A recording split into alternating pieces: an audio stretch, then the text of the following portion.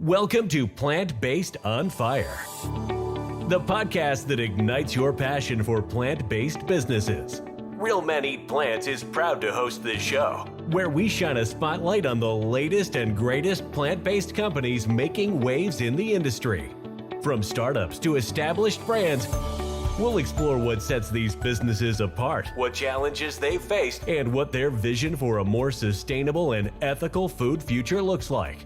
So if you're hungry for some fresh insights, inspiring stories, and a healthy dose of entrepreneurial spirit, then join us on Plant-Based on Fire, brought to you by Real Men Eat Plants.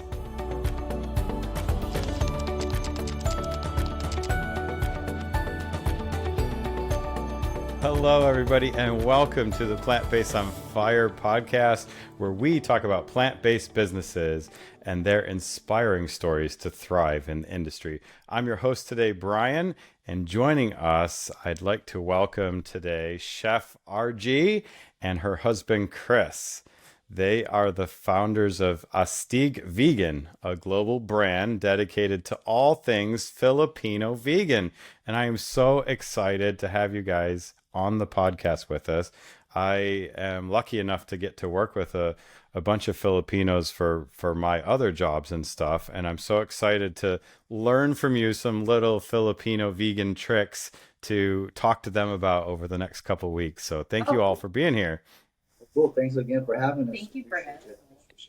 So Astig Vegan is the name of it. And so tell us your sort of journey. How did you get started on this and why that name, and what is Astig Vegan's sort of call to action there? Well, it was a long time ago when I started. It was during like Blogspot. It was like very much still like the blogs were just starting, and also my plant-based vegan journey was also just starting. I was trying to figure out how can I be both Filipino and vegan at the same time. We were still both living in the US. So after that, when I, actually surprisingly with the help of my mom, I thought she would be strongly against it. I was still, living with my parents before. We were both able to figure out how to, make vegan versions of our Filipino classics. So I wanted to share the recipes. And so at that time, it was just like a guest post that later bloomed into a full blog, astigvegan.com. But it wasn't until we met that we figured out, actually, we're onto something and make this really more of a business. Very cool. It has gained traction and momentum. And I really thought that it will be scary that I may receive backlash because, oh my God, Filipinos will be saying this is, like... They did. Yeah, but, They did. but actually a lot of also Filipinos were very receptive to it. And I really thought there will be more like there was a dislike on YouTube. I don't think they do But it I anymore. don't know. It's not displayed. Before, they would have the ratios of likes to dislikes. Sometimes if someone would come out and force, Surprisingly, there wasn't a lot. It was more likes. That's good. I realized, we are actually onto something here. Well, the funny part, it was, this was before even the advent of YouTube and Netflix and all the kind of documentaries that we get to see today that kind of influence the conversation now. But again, back then, we were working with two, kind of two beasts that we had to combat, which was one being Filipino and vegan. Obviously, that has to be reconciled, from a cultural standpoint. And then, the new and growing vegan movement was just catching on. I don't know, it started to really hit a gear, when Netflix and YouTube started putting documentaries. It kind of got more out in the open. And then we found ourselves saying, well, you know what, if we're going to do this right and help, Filipino vegans transition into that lifestyle, we have to do it here. It's just like, if we're like Christian evangelists, we're not going to go to Europe. We're going to go to places where people are going to need to hear our message. So we found ourselves getting more serious about it. And then, like, my wife had said, usually certain things, this is a business podcast, so Mm-hmm. whenever you have a passion or a hobby, it stays there until you can really focus and commit not just your energy, but your time and resources. A lot That's of right. struggling musicians or actors, they have to take side jobs until, it becomes this tipping point where you can actually make a living out of it. Mm-hmm. But and to your point, that process is a journey. You really have Yeah. to. It's a long time. It's a long time. The funny thing about overnight successes I think that's a cliche. It's I agree completely. They just heard about you last night, but they don't know exactly what you did. The struggle. How many years it took to get to that point. So I mean, if you really look at it, most businesses fail within the first 5 years because it's that struggle of getting that traction. So you're exactly right. It does take, at least 3 to 5 years to really get the bugs worked out, the process down, figure out your customers, all that kind of stuff. So it's. And to your point, to figure out yourself too, you want to know if this is really something you want to do, if it's something that you really. It's also a self-discovery. Self-discovery, because after a while, when it gets hard, and customers don't come in, or you're not you're putting out content there that now people are really enjoying, and like you get up the next day, and like, oh man, what am I going to do? It seems like I'm not getting to that next step. So, the only guiding principle you have is why did you actually start? And it's good to hold those like North Stars close to you. I want to come back and ask you a few more business questions, but this is a more American based podcast. I'm just fortunate that I work with IT people all around the globe, really. So I have a little bit of a connection to sort of the Filipino culture because of people I work with. But for people that don't realize it, I mean, obviously the Philippines is a large collection of islands. There's over 100 million people in the Philippines. And just like America, 12 to 13% or so are vegetarian, vegan leaning, right? I mean, it's very similar culture-wise, I mean, percentage-wise from what I know, based on the statistics that I've seen. Is it the same? Is it the same? I think less here. Where'd you get that stat? Well, also, I think last year, I guess. You think less than 12%? I don't know. I don't understand. It just sounds to me like very, very optimistic stat. It's hard to the point as well. What you were saying was that, but it could be right. I mean, obviously, because of also the advent of, not just documentaries like what people here can watch. There's also the advent of like fast internet connection. Yeah. There was a lot more people, like a lot more Filipinos here were able to be aware of what's going on outside of the Philippines, even though they don't really travel. And that really opened up their perspectives and their points of view about their consumption. And so I think that, yes, I think I would agree, but it's more like, to hear the statistics, but it's more like they have heard or they're aware of what vegetarian is. But there's a growing vegan community here that's really passionate. That's our cat. I don't know if you can hear her. Yeah, a little bit. He wants to join. He wants to join. His own opinion. But there's actually going to be a veg fest, all vegan festival here in the Philippines. So that's exciting. Very cool. We'll talk about the future all plan about that and all that good stuff. But I think so. Your point about there's always that what is that clash of anecdotal and statistical. I remember in business college, they would say the anecdotal is what you feel, the stat is what's really there. So you have to balance that, because sometimes someone says it doesn't feel like that, but the stats bear out this. So you have to kind of trust your instinct, but you also have to look at the facts and say, okay, like what is this really a business that should we go for because the stats don't bear it out, or it's just something I feel and I think this will these will really pop. So it's kind of that that balance. But what I feel here, I think there's an opportunity, because I think that there's a lot more people that would benefit from having the information, and that people that actually, people like yourself, like podcasts like this, where they can get the real insight, and then make their decision from there. But I just think that we have a long way to go. I mean, if I walk down the street and 10 people, was the last vegetable you ate? Not like the U.S. Nine, and then we'll say. Well, I have to say, I'm in Charlotte, North Carolina, and North Carolina is one of the largest pig producing states in the United States, and I know the pig is a big cultural piece of the food in the Philippines too, right? Yeah. So you're creating content, trying to shape these recipes that are typical traditional Filipino dishes. You're veganizing them basically and showcasing people how to cook these, how to do that kind of thing.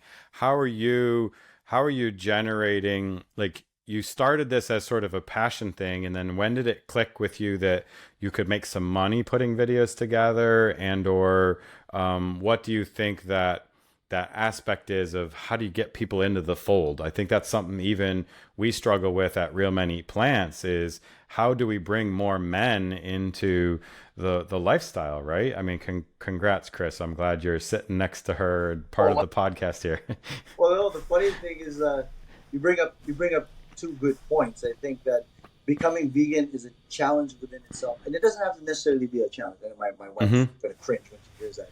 It doesn't have to be a challenge. It's easy. It's easy. They just got to try it. It's a mental change. And, yeah. And like with any behavioral shift, I mean, you need a support system to keep you, on that path. Yeah. If you don't, it could be a push-pull. If you're just being pulled and drawn to it because of your own personal beliefs, and that's great. My wife, doesn't, she's very passionate about the vegan lifestyle, and all that it entails.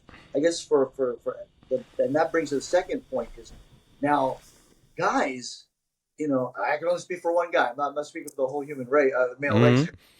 When I interact with guys, and it's at least here as well. Here and back in the States, because I grew up in San Francisco, and it's a very free thinking community there. Yeah. But, there are just guys who are just born to eat steak and potatoes and drink beer and do all the rest of it, watch football. So they're kind of just hot chicken wings. So you have to. That's a barrier that you must overcome. To think that you wouldn't have to deal with that kind of masculinity, so to speak. That would just be a wrong approach. So you have to tailor it to that and say, hey, look, man, you can still be a guy and eat plants, bro.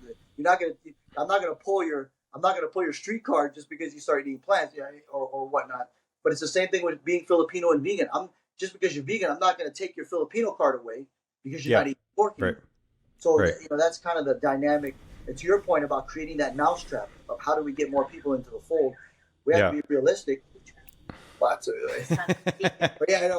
exactly. You see, there's no to a more sustainable planet, healthier lifestyle. Yeah, it's definitely a trap. But again, those are terms I learned in business school. So. No, I agree with you completely. I think we're just teasing you, but it's not a trap in itself. But how can we get them to come in just like any retail store? They have big signs, bright lights. Welcome when you walk through the door. I mean, once you're in, though, it's up to them to make their case to buy a product or service.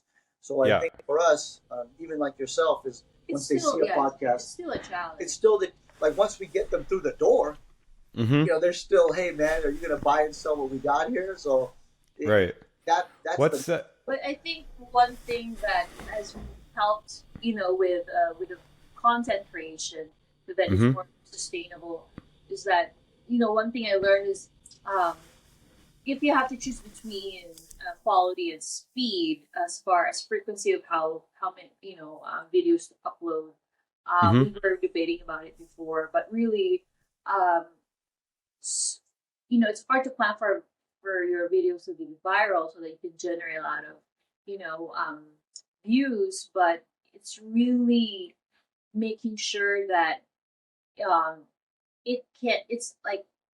it's evergreen. It can last, for a while, and that so that you actually take time to make sure that the recipe is foolproof and people can always go back to it and replay. So that's one key formula that we have.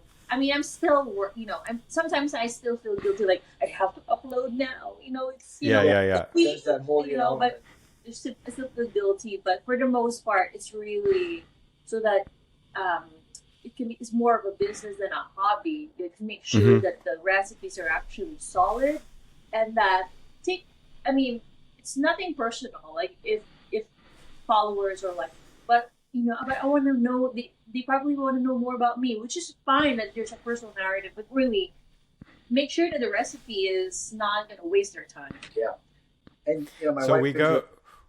we go to the, I think it's astigvegan.com, right? That's the website. We go there and we look at all this mouth-watering food. What is like, because most people in America have probably tried the Indian food or the Thai food, but probably have not tried Filipino food, is my guess, right? Like the only place I've seen, I think, the Filipino food in America is at the airport. Like there's the one fast food Filipino place at the airport now. San Francisco? I want to say it was probably San Francisco, but they still had a couple of plant-based options there, and I messaged my team and asked them which I should try. What do you think is the best Astig vegan recipe out there that all of us that are listening here and watching this episode should try?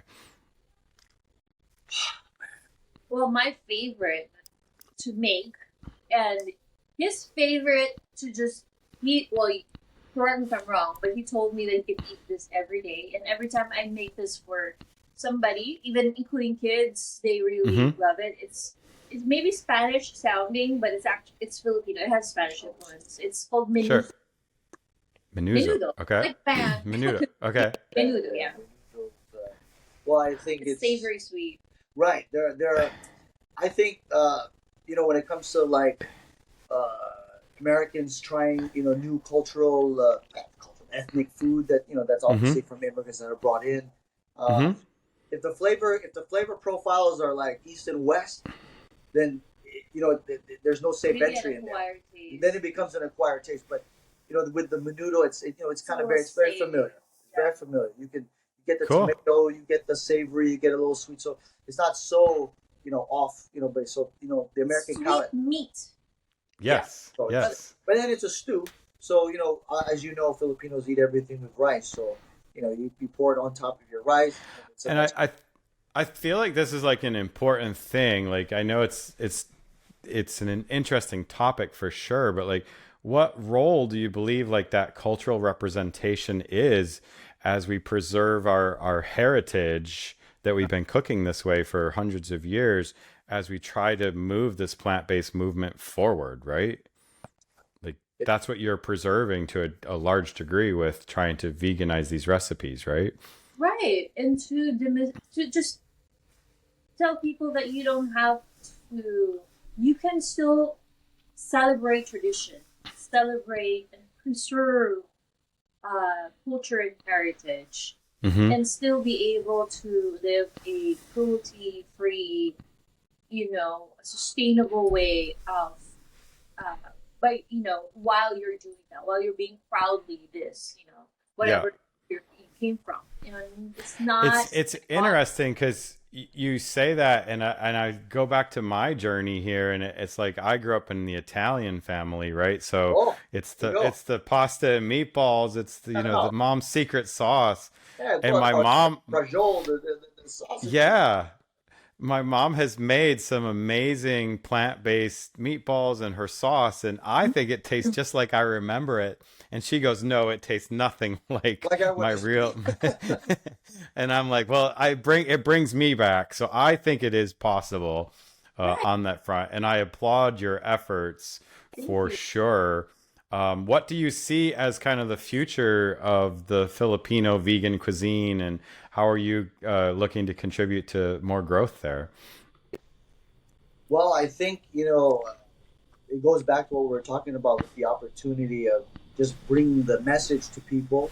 We have to create platforms in which it's entertaining for people to kind of get introduced, whether that's content, that's online. Offline, obviously, people need to try the food, and then that's where, my wife, why don't you get the book? You're right there next Oh, is there one book here?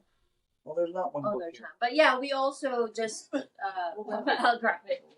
Just published it. Well, no, let's dial it back. So we moved here because my wife was fortunate to land a book deal, and then she was able to publish the first Filipino vegan cookbook here in the Philippines. It was released at the the Barnes and Nobles of the Philippines. It's called National Yeah.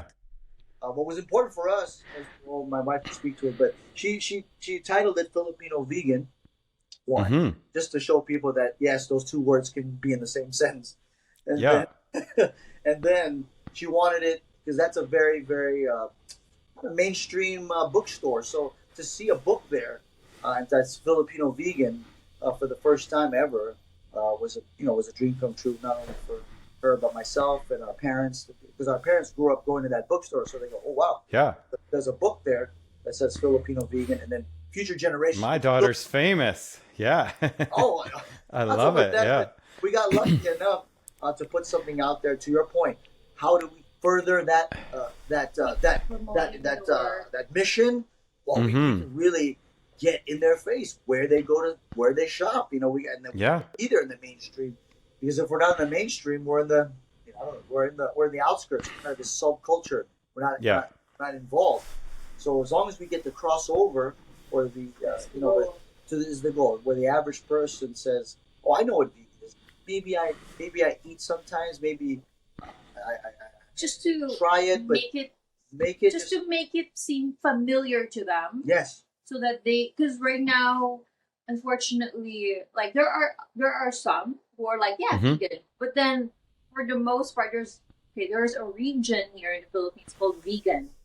So they just automatically think, oh, you're from there. It's letter I. It's an I instead of C. Well, they go, oh, it's vegan food. That's funny. Like, oh, you mean the sausage? Yeah, from vegan. Yeah, it's great. It's meat sausage. I'm like.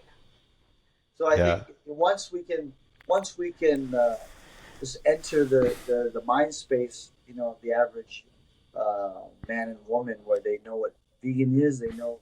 Not just that it's food, but what it's about creating safe environments for the plant, for the animals, and then, saving and preserving our environment. As long as they just know that it's not a diet per se, there's more to it. We can get more to it. Yeah. Before our hair is white, be in good shape. So how are you pushing new creative things and innovation with your content creation and keeping your audience engaged? You've been doing this for quite a while now, and tie that into sort of like what's next for Astig Vegan. Well, we are keeping track with the trends as well, with the platforms. Like more live stream, for example, for us. It's something. Actually, it's very exciting. I love doing doing stuff live. With the cooking. We're doing something more new and exciting with as far as the live stream goes, and we're also helping with there's this all vegan festival is happening. Yeah. Philippines called Veg Fest. Come out. It's a totally. I'm going to be at Veg Fest in Charlotte, but I would love to come to Veg Fest in the Philippines sometime. It'll be a party. Sounds like a blast. Yeah. So the next is I'm going to organize a cooking competition. Yeah. And so kind of like Iron Chef stuff. Not Iron Chef. Yeah, like Iron Chef. But the qualification is you shouldn't for you to join. You can't be vegan. But okay, I like it. Rope them in, I was gonna say you should have them all cook their best favorite vegan. What was it? Mundi? Oh God, Menudo. Sorry. Yeah. Right. All good. So you said you were gonna learn something. That's right. Absolutely. Because of the restaurant menu, but then you add a D-O. Menudo. Got it. Right. Yeah. Well, I'm going to be looking for that video clip for sure of Chris trying all the various menudos out there. Oh, please, yeah. No, that looks like a great one. I'm trying to rope him into doing being in front of camera. Well, yeah. Well, we got him on this show, and I would love to check in with you guys soon again, like in 6 months or a year, and see how things are going when maybe your second cookbook comes out or something amazing like that. Yeah. But I mean, the funny thing is that the kind of the next phase is going to be I'm going to be working along the lines of that, where I'm going to be sort of addressing how men can use a plant-based diet to kind of get in shape, because I felt that was sort of one of the best entry points for men to get their attention, to just For look sure. at. So I said, you know what? So we're going to be doing a little bit of that. That's why, I got. We both look at the analytics, and a lot of people that we have a lot of active followers, but they're usually women. Women. Yep. So we want to address Bryan and say, hey, I agree. if you have a vegan relative, or maybe a vegan boyfriend, your girlfriend's vegan or married, so that we're just going to start talking about those issues, so that you can help vegan couples, or if they, how that dynamic, or help them with that dynamic. But then for guys too, we're going to try to attack and get more guys into the fold.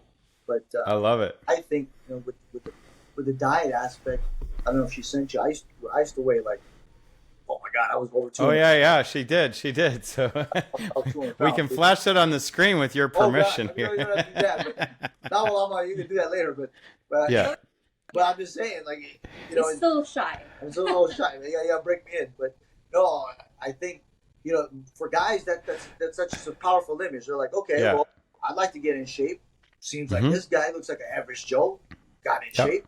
But then when I say, I started eating more of a plant-based diet, well, now they're like, okay, well, tell me a little bit more about it, and then from there we can also start to include about the environment and the animals. But once we have their attention, that's kind of the first goal for us.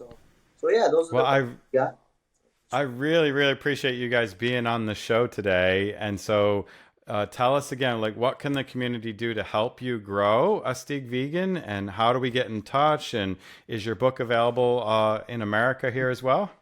Yeah. Yes.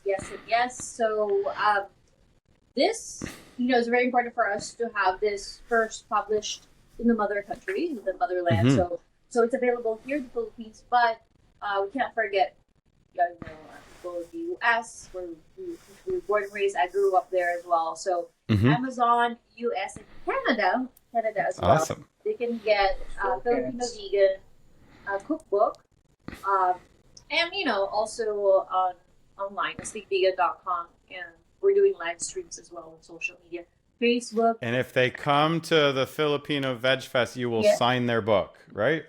So exactly. Oh, definitely. That's awesome. Well, it's in November, so it's coming. It's this November. Book your tickets. Book your ticket now. That's right. You get a good See you there. Right. See you there. Very nice. Well, that is all the time we have for this episode of Plant Based on Fire. Thank you again so much, RG and Chris, for joining us and sharing your insights. And we wish you and Astig Vegan much success in the future. Until next time, everybody, let's keep those fire burning.